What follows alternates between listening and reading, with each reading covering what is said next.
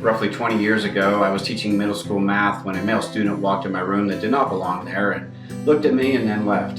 Something felt very off about that, so I got my room covered and I ran after him. Long story short, I caught him in the hallway just before he got into the men's restroom, and while talking to him, I noticed that his belt was missing from his uniform, and so I asked him, "Where's your belt?" And he just stared at me. I asked him straight up, "Were you going to kill yourself?" And he said, "Yes.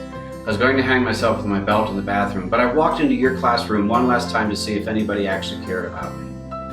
It was a long road, but the immediate emergency was stopped, and that boy is now approaching 30 years old as a man. Listen, since then, depression in teens has not reduced. In fact, it has skyrocketed. The academic literature is clear. Students from elementary through higher education are experiencing higher rates of depression more than ever before. Depression is found in all ages and is far from abnormal. It's important for us to understand that it's pervasive. The experts have all sorts of studies on what people groups and male or female percentages do better or worse with depression. But what does a stat mean if you are seeing depressive symptoms in your child? Let me answer that very quickly. Nothing. It doesn't mean anything because it's your child. The reality is at some point, however, that many people will travel the dark and gloomy road of depression. A serious concern with depression is where can it lead? Self-harm, isolation, many things, right up to and including suicide. And I can tell you as a retired police detective, I have had to respond to several dozen suicide calls. 3 phrases have stood out to me over the years from family members. One of them was, "I knew there was something wrong, but..." Another one, "They told me they were thinking about hurting themselves, but I thought they were just talking or blowing off steam." And another third one is, "I never imagined they were in that much emotional pain. I just didn't think it was that bad." In the last few years, child psychologists have sounded the alarm on teens and depression. See, teen suicide has jumped to the number 2 spot as the leading cause of death in students ages 12 to 17. We have a crisis on our hands. Parents, please seek help with someone if your child is experiencing any of the following. Feelings of sadness, which can include crying spells for no apparent reason. Frustration or feelings of extreme or persistent anger, even over small matters. And a big one, feeling hopeless or empty.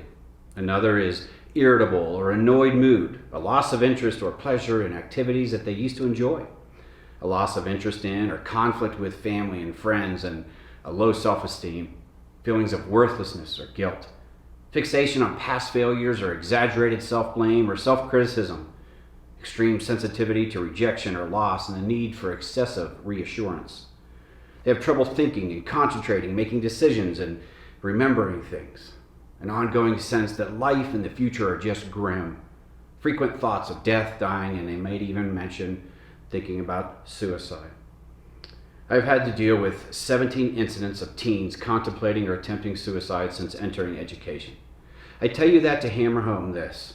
Depression and the terrible potential outflow are far more common than most of us realize. So please, do not ignore this video warning. It may be precisely what you need to hear to move you to get help for yourself or someone you love. God does not work through accidents. He uses people and circumstances to wake us up from what I call our preferred numbness. So, when should you see a doctor?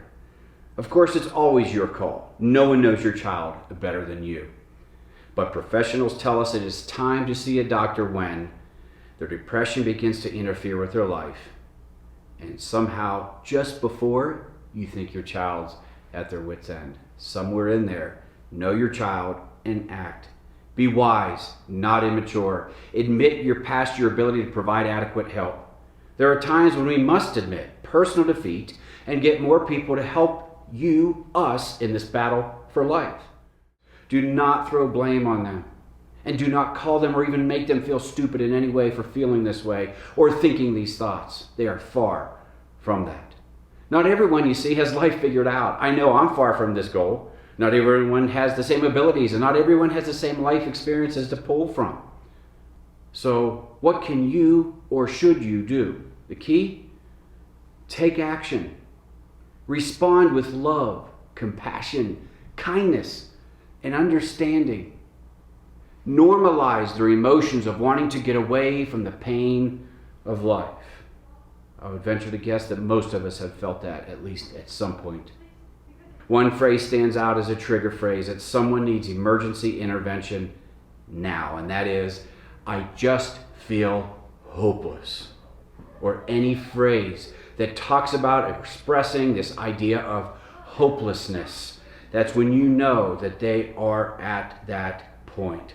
If you hear your child talk about not having hope for tomorrow or next year, or maybe even when you try to talk about what do you want to do when you're 20, you need to take their emotions seriously and get them to help yesterday. It's not time to play games. It's time to be honest. Ask them, do you ever think about hurting yourself? It's okay to ask this question. So where do you go for help? Well, if your pastor has specialized training, that's a great place to start.